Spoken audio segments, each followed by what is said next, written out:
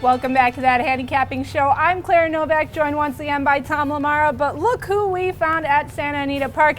It's Eric Guillot, the trainer of Moreno, and what I want to know is if I don't pick Moreno in the Classic, are you going to do some voodoo on me? No, not just yet, though. It sounded like as if you found Waldo or something, you know what I mean? We just grabbed whoever we could get. Remember them highlight magazines when I was a kid at the dentist's office? Look for this, look for that. Well, you're pretty easy to spot around Santa Anita. You got to pick Moreno. You got to pick Moreno. You like that breakfast joint with those tickets I give you guys. Oh, that's off the record. No, that's not off the record. Everything's on the record with Guillot. Unfiltered, uncensored, downtown Charlie Brown. Well, we're going to take a look at the Classic today, and of course Eric has Moreno in that race, 1.25 miles here at Santa Anita Park. And this year the talk is all about, are the 3-year-olds really outstanding, or are the older horses, not such a great crop? But we do have some pretty good 3-year-olds. You've got one of the older horses coming in here looking to take them down. Yeah, they say I'm the only repeat in this year's Classic, and I don't know how many. There's only about 4 or 5 older horses in the whole field of 14, isn't there? I'm not sure exactly, but I know just off the top of my head, I would think there's mostly 3-year-olds. 3-year-olds are a pretty good crop compared to recent years. I think the field in general was better last year than I don't share the same belief. Now, look at that. He doesn't share the same belief. I wonder who we could be talking about. Now, Tom, you have taken a look at this race, and what I want to know is, are we going to have voodoo on both of us, or are you leaving Moreno out too? We will have it on both of us. We're going to have voodoo on both of us. However, that's just wrong. Give me on the show and dog my heart. No. Could you talk about your horse? There could be a lot of speed in this race, but he seems to like to run longer than shorter, and you've often mentioned about how he's really not a miler. How do you see the race shaping up ideally for Moreno? Well, I mean, he's a one-trick pony. He's going to get the lead. If not, he's going to be head-and-head with Baffert's horse. I honestly don't think there's as much speed as he has been running with, actually, besides Byron and Moreno. It look like the two speed, if as long as Pete Miller's horse, Big Casanova, don't scratch in. And I hope that don't happen for sure. That's why he's on the wall regardless on the also eligible now, because he really messed it up for me in the jockey club over there. And so I don't see it. I think the 4 hole is a good spot because Moreno does not like a crowd of horses, and he's kind of a spaz when it comes to his head games. And so he'll be able to, he won't have to come like this through a wall of horses and find his position. He can just go straight up to the 5-6. Long run here, different configuration track. For a mile and a quarter, he's going to have a 5/16 run to get to the first turn. So. Right. Okay. Now, Moreno, last time he was second in the Woodward, and you actually managed to bring him back well from the Classic last year. He didn't run so well in the Classic, but he came out with an injury. Talk a little bit about that. Yeah, last year he was going into the Classic as good as a horse can get. I mean, the clockers had said it was the best work of the Breeders' Cup. I think he got out a mile and 37 and change. He worked 111, finishing like a freight train. And he fractured, he popped 2 big O splints. And as everybody knows, he's not the straightest conformated horse, so he's always had tons of issues, and he had 2 splints, little splints, and the track was like concrete, and he popped them at the 3/8 pole. One of them fractured, the other one just blew up.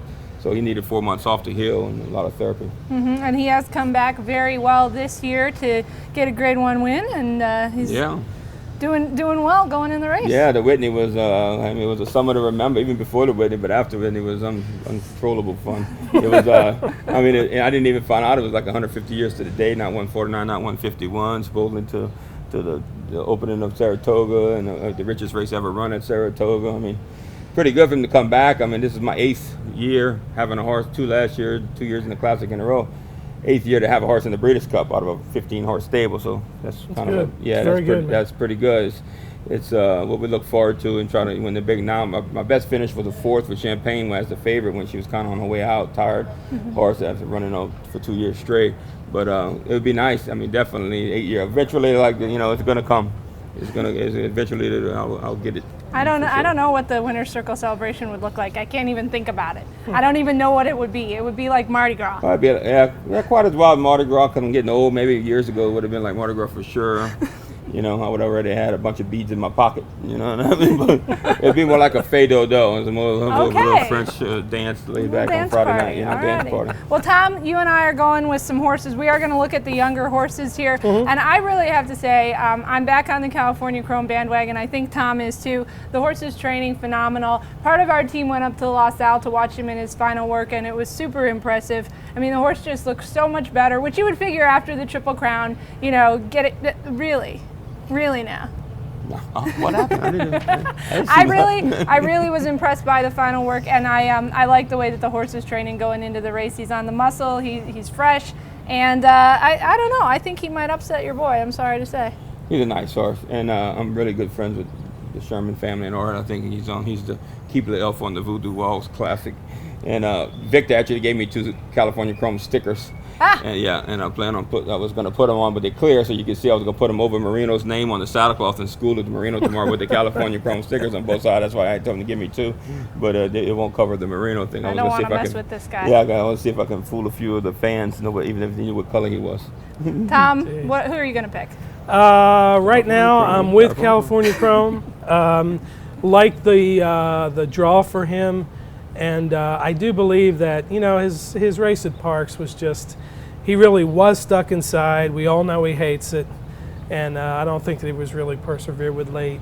The Belmont, he ran a good race. I think he was a little bit tired by that time, and I think he's got a good shot. Shared Belief, of course, looks pretty strong from off the pace as well. Like Tonalist a little bit, but of course he hasn't been based here, and he hasn't raced here before. Moreno has raced here before, so I'm going to put him in my top 4. Boy, they're really good. They're really good at selecting the obvious, aren't they? I mean, they really tell it like it ain't. Well, now let's talk about a way that you could make money at the Breeders' Cup. Tom, what's a way that you could play some of these horses? Maybe put some on top around this, that, and the other wheel, try, box, super, this, that, and the other. With the pick 3s, the pick 4s, and the pick 5s, I think that these races, especially the Classic, there's a lot of value in these races. Your horse is probably a value horse. And, I would definitely use horses like that. I think Shared Belief will probably be, I don't know, maybe 9-5 or 2-1. I think California Chrome's odds will probably be higher than they usually have been. So that kind of adds some value to it, too. All righty. Well, Eric Guillot, we do wish you the best of luck, even though we are not picking your horse. That's okay. I'm used to, like I said many, many times ago, I've been feeding black feathers, crow feathers down people's throats my whole career. Oh, well, there you go. So watch out for the voodoo and the black crow feathers, which I am a little nervous about. But one thing that's good is if your horse is a price, you make more money if you bet on him. I had very limited starts in my career as far as for starts and allotted horses and numbers of horses for a stable, but the percentage based on graded stakes races, big graded stakes races I won is pretty phenomenal. So that's good. So I like it. I think I won 19 graded and 12 of them paid over a $20-something mutual. That's good. Pretty good. There you go. And Moreno, definitely a good story getting him back to the Breeders' Cup Classic for another run. Yep. Thanks, guys. Thanks, Eric. Everybody have fun. We always want to say thank you to Britt for the PPs, and thanks to you for watching the Handicapping Show.